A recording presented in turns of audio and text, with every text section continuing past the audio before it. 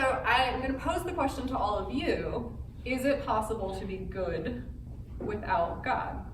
So does goodness come from the concept of God, or can people be good without religion or faith in their lives? So what do you think? I get some nods or some shakes. So yes, you can be good without God, or no, God's necessary for that. Okay. See a little bit of movement. This is from the Pew Research Center. So Pew collects data across the world, across the country, and this is in particular a study asking U.S. adults that question. So is it possible to be a good person, have good morals and good values without having belief in God? So about 56% of people say that it's not necessary these days to have God to be good. 42% say that it is necessary. And so it's roughly split. Pew Research collects data from lots of different sources, so I think of it as pretty representative of what's happening in the US, what people think. This isn't a critique of religion or not, it's just what people are believing. So that wasn't enough for me just to ask if it's necessary or not. So I started looking at a different data set. I started looking at something that's called the General Social Survey. So the General Social Survey has been happening for over 40 years, and this is a survey of Americans specifically, and it asks a variety of different questions. So demographic information, it also asks about belief system, religion, politics, all kinds of things. And I'm gonna pull politics out of this, so we're gonna focus purely on the concept of God, and then some behaviors that people explore as well. So this is probably the best comprehensive data set that we have about social concepts, about psychological concepts in the United States. The data that I will present to you is from somewhere between 2,000 and 4,000 people, depending on what the questions are. They go in different phases. So from the General Social Survey, I created a graph to show you all the places that people who believe in God and those who say they have no religious beliefs are the same. So the scaling doesn't matter as much. These first few on the graph have different scaling, but what I want to point out is the height of the bars that are side by side. These are statistically equal, even if it looks like there's a little bit of a difference. There's not. Statistically, the bars are equal. So in terms of things like income and education, people who believe in God and who do not have the same levels of income and education. Fatalism is this idea that you can improve your stance in life. So if you're fatalistic, then you think you can't make changes. They're the same there too. So with or without God, they believe the same thing in terms of whether people can improve that. They're the same in terms of how they feel about divorce laws, which some people will argue is morally related. They're equally excited about their lives. They are equally bothered by infidelity in romantic relationships, so another moral idea. They equally agree on if sex ed should be taught in schools or not.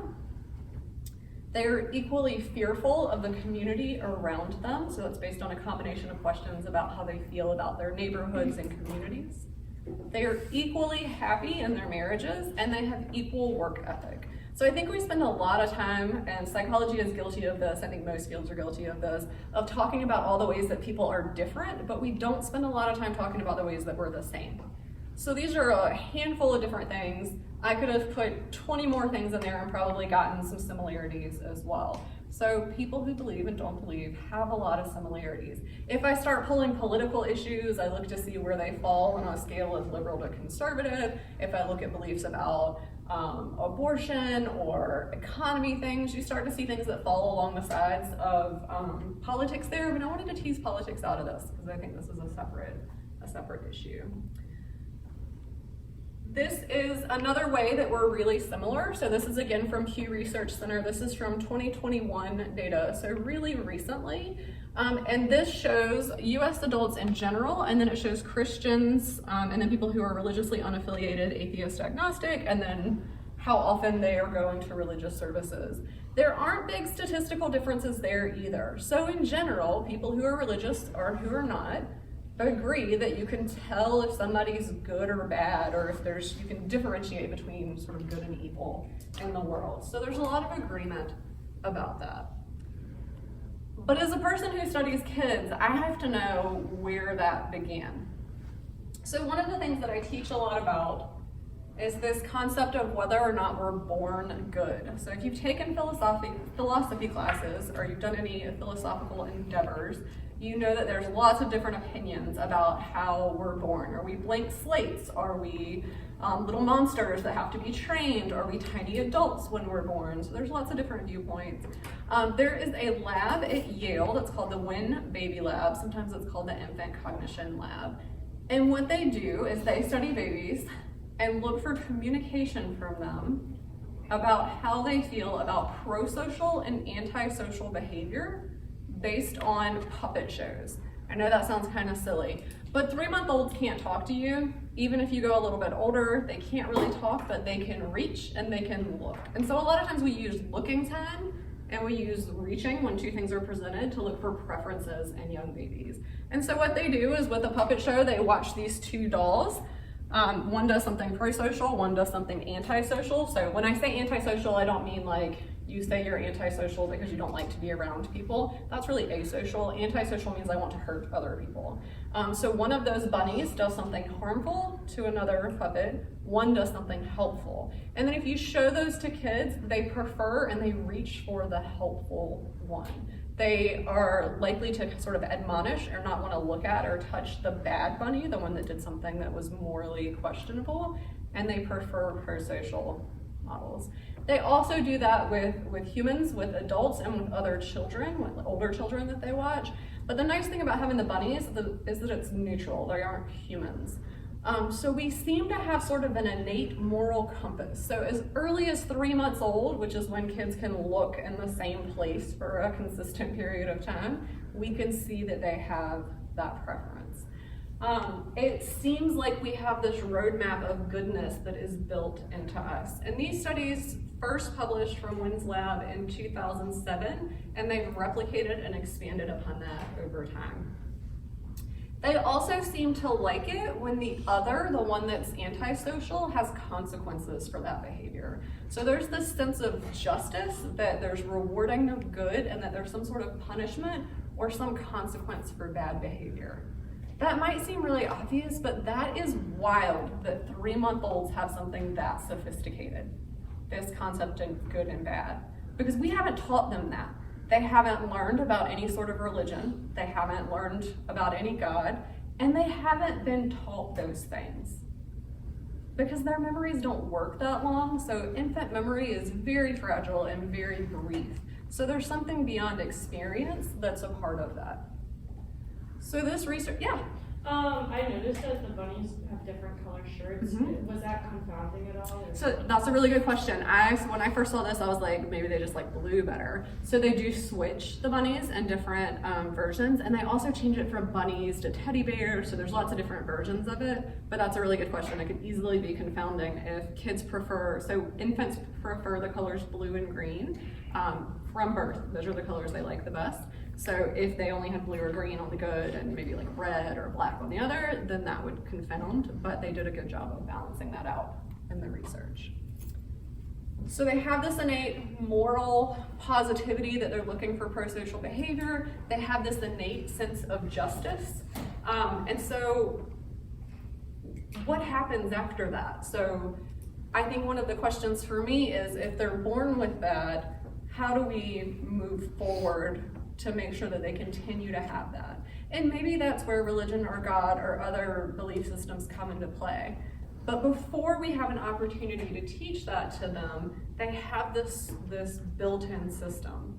So it's almost like the concept of humanism. So if you haven't heard of humanism, it's this idea that it's a philosophy, it's not a religion, it's not a faith process, but it's an idea that people follow, sort of a life philosophy, that we have a responsibility to be ethical, that we have a responsibility to lead ethical lives for the greater good, so to enhance our lives, but also the lives of people around us. We don't want to hurt other people, we live in a community and support one another.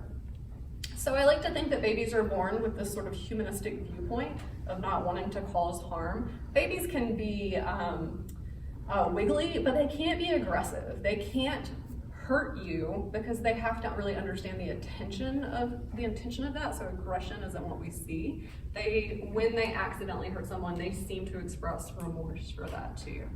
So I think of babies as little humanists, but then it gets a little complicated, because what we see is that animals do almost exactly the same things that babies do. So not every animal, so mostly mammals, primates, elephants, wolves. This has been expanded to other animals too, but those are the ones that have the thinking abilities that are most like our own. Elephants are incredibly smart if you haven't done much with elephants. Dolphins also incredibly smart. So there's a researcher at Emory named Frans de Waal. He is a Dutch ethologist and primatologist, and he studies prosocial behavior and the idea of morality in animals. And what he's noticed is that they have morality that's based on reciprocity, so helping each other out, making sure that everyone's treated fairly, and also empathy or compassion for other people. So one of the really studies that he does with different primates, but chimpanzees, this is a baby chimpanzee, is that they'll have two chimpanzees together, and one has recently eaten, the other one hasn't, and it's hungry. And there's a bucket of food with a rope tied to it. And the hungry one will grab the rope and start pulling, but it's not strong enough to do it on its own. The other chimp, who is not hungry and will benefit none at all, will grab the other rope and pull to make sure that they have that. So make sure that the other monkey with them has been fed. To me, that's just goodness. That's moral behavior. You're helping someone else out to fulfill a need. It shows compassion. It shows fairness. We see a lot of the same with elephants. Elephants mourn in the way that humans do. We respect the space of other people. Wolves as a pack are committed to each other. There's a podcast that I listen to that's called This Is Love. If you want something that just makes you feel good about the world, This Is Love is the ticket for that. But there's a beautiful podcast or episode of that about a wolf that was abandoned by his parents and taken into another pack. And so what often happens is when male wolves get bigger, they take over their own pack, and then they'll be fighting, like turf wars in between. The wolf that was adopted into that pack chose not to fight his adoptive father when normally that would happen. So it violated everything we knew about what happens in the wild with packs of wolves. He chose to stand down and take his pack elsewhere. So there's some respect there, this idea of this person took care of me and I'm gonna take care of them. So we think of animals as being wild and brutal, but they're not in all cases. So lots of examples from the animal world of morality. So if humans have it, but animals have it too, I don't know that humanism is the right word for it. And I don't have the right word for it. So we see it in birds, we see it across the board. It feels wrong to call it humanism because it's not just humans. Speciesism means something different. So I don't know what to call it. Is it creaturism? Is it post-humanism, maybe? So I'm taking suggestions for language of what we would call that. So with children, we often will assume that there is an impact of a greater being, of a God, depending on different religions. But we don't always cross that over to animals. So we can think, all right, a human was created by God, and so they would have that built-in moral code. But a lot of times that's not extended to animals. And so I think the fact that you see this goodness, even if it's at the detriment of themselves to help other people, that goes against what we would expect evolutionarily, that there's gotta be something beyond, unless there is a God that animals would worship that we're not familiar with because of our lack of communication with them. So I have a couple quotes that I really like. I'm gonna sort of end on this one and I'll share others if you're interested. This is a book that is written by Greg Epstein. He is the humanist chaplain at Harvard. And he wrote a book called Good Without God, What a Billion Non-Religious People Do Believe. And he said the fact that we live without God is, in a sense, not up to us because it depends on where and how you're raised. For animals, they're not raised with the concept. Not everyone has the same God. Some people are never introduced into a concept of God. And so whether or not they believe is really not up to them. It's not really a choice, but goodness is a choice. It's the most important choice we can ever make. And we have to make it again and again throughout our lives and in every aspect of our lives. So to me, that is a huge proclamation of faith, to be able to choose goodness, to benefit other people, to be a part of a society. And that's a choice that I care a lot more about than which God people worship. I care more about that goodness that they have. So I'm gonna stop and talk a little bit with you all if you have ideas. And I'm gonna end with this one. It's got a pretty image on it. So being good blossoms from the heart of people who are awed by nature, energized by the bonds of love, sympathetic with the plight of those in need, and are moved to action to make the world a better place. The sincerity of these emotions and the virtues they evoke do not depend upon an outside force. They come from within. And we see that in kids and we see that in animals. So you're all good.